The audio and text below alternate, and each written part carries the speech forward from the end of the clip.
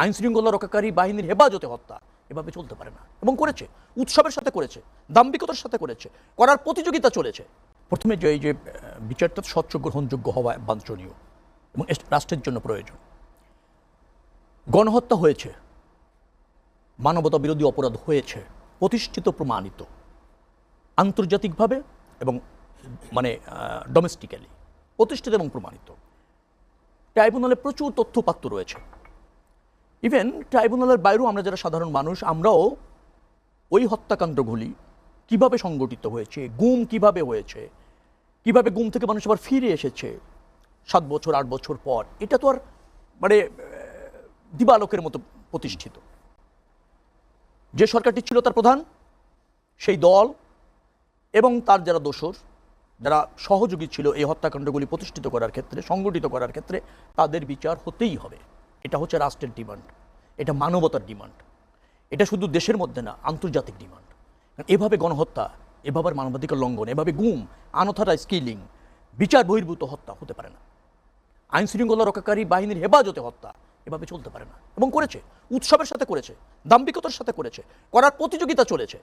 আপনি আহত মানুষগুলি, আশুদের একটা কথা, ঘটনার কথা মনে আছে, 6 জন আহত মানুষ, এখনো পর্যন্ত তারা মানে নিঃশ্বাস ত্যাগ করেনি, তাদেরকে এক জায়গা করে আগুন দিয়ে জ্বালিয়ে দেওয়া হয়েছে, প্রমাণিত।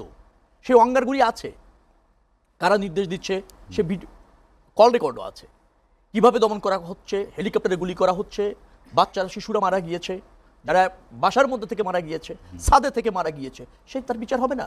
অবশ্যই বিচার হতে হবে। হ্যাঁ, যেটা বলা হচ্ছে যে সেই বিচার যদি প্রভাবিত না হয়, প্রভাবিত সুযোগ কম, কারণ যে সরকারটি আছে এটা কোনো দলীয় সরকার না, অন্তর্বর্তীকালীন সরকার। তারা একটা ন্যায্য বিচার তাদের অধীনে হবে।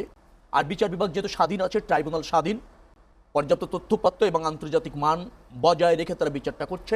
আসামি যারা হয়েছেন তারাও প্রচুর আইনি অধিকার তাদেরকে দেয়া হচ্ছে। অতএব আওয়ামী লীগকে এবং তার নেতাদেরকে এই ট্রায়াল ফেস করতে হবে। শেখ হাসিনা, স্বরাষ্ট্রমন্ত্রী এবং পুলিশ প্রধানের বিরুদ্ধে মনে হয় আগামীকাল রায় হবে। আমার মনে হচ্ছে এটা রাষ্ট্রের ডিমান্ড, মানুষের প্রত্যাশা, স্বচ্ছ গ্রহণযোগ্য বিচার, আন্তর্জাতিক মান বজায় রেখে যেতে হয়, সেটাই হচ্ছে মানুষের কাছে কামনা। কিন্তু আমার বিশ্বাস যে একটা স্বচ্ছ গ্রহণযোগ্য বিচার জাতি পেতে যাচ্ছে। আরেকটা জায়গা আপনি যে বলছিলেন যে হানা ভোটের ক্ষেত্রে আমাদের অবস্থান একেবারে সুস্পষ্ট। কারণ এই যে রূপান্তর বলছেন, এটার এখন যারা ভাবছেন তার সবার আগে আমরা ভাবছি। এই জুলাই ঘোষণাপত্র অনেকে বলেছে যে বিএনপি চায় না, বিএনপি অ্যাপ্রিসিয়েট করেছে সরকার যখন জুলাই ঘোষণাপত্র করেছে। জুলাই সনদ অনেকে বলছে সংস্কার বিএনপি চায় না, বিএনপি সই করেছে। অনেকগুলি বিষয়ে একমত, অনেকগুলি বিষয়ে নোট অফ ডিসেন্ট, এবং সেটা কিভাবে বাস্তবায়ন হবে, আইনি ধরেন বৈধতা পাবে, সে ব্যাপারেও কিন্তু একমত। সরকার যেটা করেছে তার সাথেও বিএনপি কিছু কিছু জায়গায় ব্যত্যয় হয়েছে, কিছু কিছু জায়গায় সাংবিধানিকভাবে প্রতিষ্ঠিত করার ক্ষেত্রে ব্যত্যয় ঘটছে, এটা সত্য। কিন্তু বৃহত্তর জাতির সাথে, ঐক্যের সাথে আগামী দিনের একটা আস্থাভাজন পরিবেশে গ্রহণযোগ্য নির্বাচন অনুষ্ঠানের স্বার্থে বিএনপি সর্বোচ্চ ছাড় দিয়ে কিন্তু একমত হয়েছে। তার মানে হচ্ছে এই জুলাই সনদ বাস্তবায়নের ক্ষেত্রে বিএনপির অবস্থান স্পষ্ট, স্পষ্ট। কিন্তু এই এবং না, যদি একটু বলি, আপনি যে গণভোটে স্পষ্ট অবস্থানের কথা বলছেন, আপনার দলের পক্ষ থেকে বলছে আপনারা যেটা স্বাক্ষর করেছেন এই স্বাক্ষরের বাইরে আপনার অন্যগুলো দায় নেবেন না, যেটা স্বাক্ষর আমরা করেছি সেটা বাস্তবায়নের দায় আমরা নিব।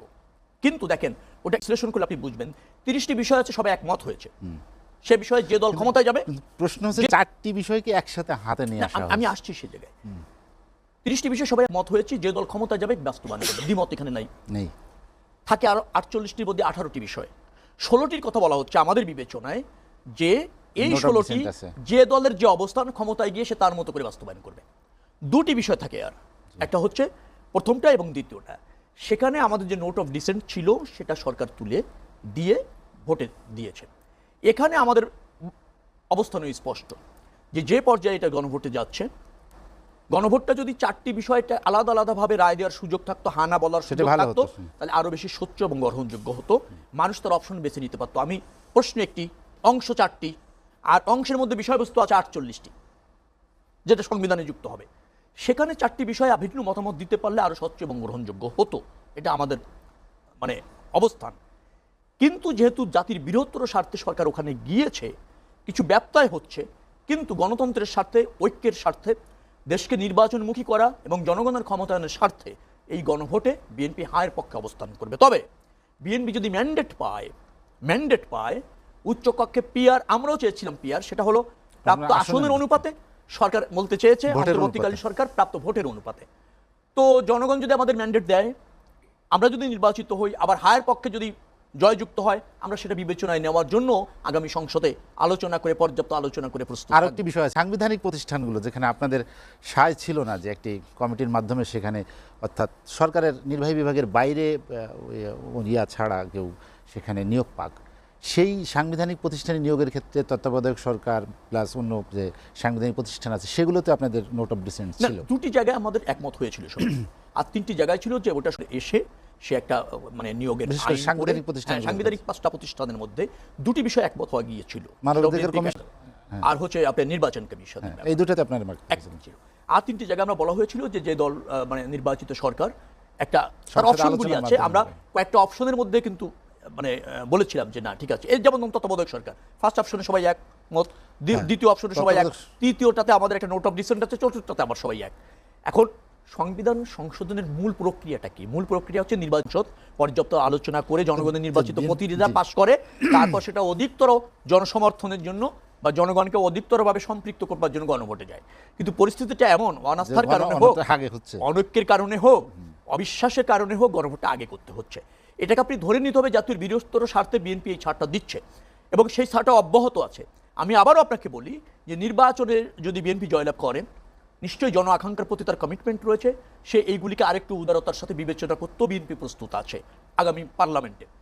আর যদি যুক্ত হয়, নিশ্চয়ই সেগুলি জনগণের একটা কনসার্ন, যদিও জনগণ স্বচ্ছভাবে মতামত দিতে পারছে না, তারপর আমি ধরে নিচ্ছি জনগণের কনসার্ন, বিএনপি এটাকে ইতিবাচকভাবেই দেখবে। এবং মনে রাখা দরকার, বিএনপি এই সনদ সবার আগে চেয়েছে, এই সংস্কার সবার আগে চেয়েছে, বিএনপি হায়ের জন্যই জনসমর্থন চাইবে এবং হাকে বিজয়ী করার জন্য রাজনৈতিক দল হিসেবে